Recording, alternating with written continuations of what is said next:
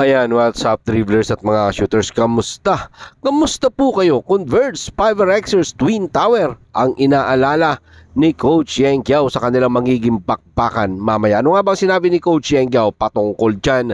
At Barangay Ginebra San Miguel, mag-aalis nga po ba ng Kalawang matapos silang matalo sa kanilang sister team na San Miguel Pirmen laban sa Northport Batang Pier? Tara, sama-sama po nating pag-usapan talakayan yan sa video ito. Matapos po ako maglambing ng isang like, share, comment down below, and don't forget to subscribe and hit that notification bell button para lagi po tayong updated sa ating pong mga video. At lahat po ng ating shoutout nasa dulong bahagi lang po ng video ito. Ang Twin Tower combination ng dalawang Justin ng Converge Fiberxers ang inaalala at pinoproblema na rain or shine Elasto Painters head coach Yeng Kiao sa kanilang magiging bakbakan mamaya sa pagpapatuloy ng 49th season ng PBA All Filipino Cup.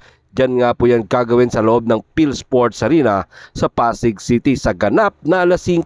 Ito nga po kanilang huling sagupan matapos ang kanilang Commissioner's Cup quarterfinals kung saan napagwagyan niya ng mga bataan ni Coach Yeng Kiao. Narito po mga sinabi ni Coach Yeng Kiao sa ulat ni Jonas Terrado ng Inquirer.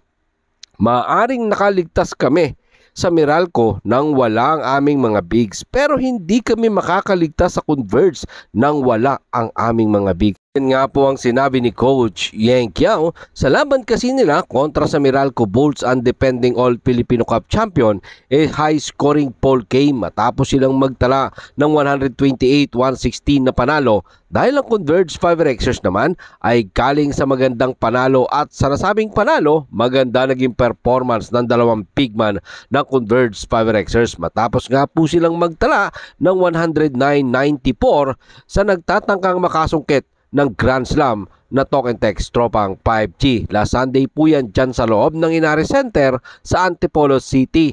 Tingnan po natin ang performance ng dalawang bigman ng Converge Fiberxers. Una na nga po dyan itong si Justin Arana na mayroong 22 points at nagpitas ng 11 rebound. At etong isa pang Justin Baltasar ay mayroong 21 points, nagpitas din siya ng 12 rebound. Kaya dahil dyan, meron ngayong pong 3-2 win-loss record ang Converge Fiberxers. At eto namang rain or shine Elasto Painters ni Coach Yeng Kiao, lumaban sa Meralco Bolts nang wala ang kanilang mga bigman na sina Bo Velga, Keith Dato na parehas may iniindang injury. Wala din po dyan itong si Kailan Chongson, kaya napalaban sa mahabang oras ang veteran nilang si Gabe Norwood. Sa ngayon, wala pang pasabi kung makakapaglaro ang mga nasabing manlalaro ng rain or shine Elasto Painters. Ito, pag-usapan naman po natin ito magiging bakbakan ng Ginebra San Miguel at ng Northport Batang Pier. Matapos nga po ang halos 2 buwan ng kanilang bakbakan sa PBA Commissioner's Cup semifinals,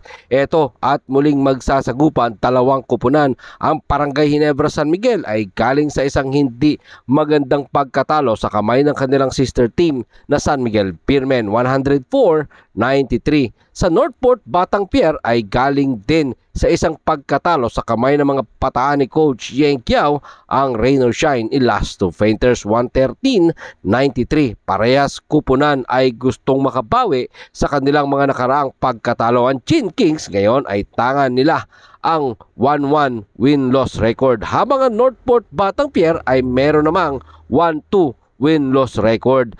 Magkaiba itong magiging bakbakan nila kasi last Commissioner's Cup, nandyan pa ang Northport Batang Pier import na si Kadim Jack. At syempre, ito namang Barangay Ginebra San Miguel, kasama nila si Justin Noy P. Brownlee. Titingnan natin kung sino nga bang magwawagay sa dalawang kupunan sa bakbakan nila mamaya. Para sa akin, kung sino yung magiging consistent sa shooting, kung sino yung magiging magandang may lalatag na depensa, yun ang mananalo. Pero syempre, dahil sa lalim at sa tikas ng Barangay Ginebra San Miguel, nakikita natin yung 70% winning ng Barangay Ginebra San Miguel dito sa bakbakang ito, mga shooters. No, maraming salamat po sa inyong panonood. Naman po ang inyong maging opinion. Pag-usapan po natin yan dyan sa comment section. Ingat and God bless everyone. Adjourn. Pero katulad po ng ating nakagawian, bago po natin tapusin ang ating video, shoutout po kina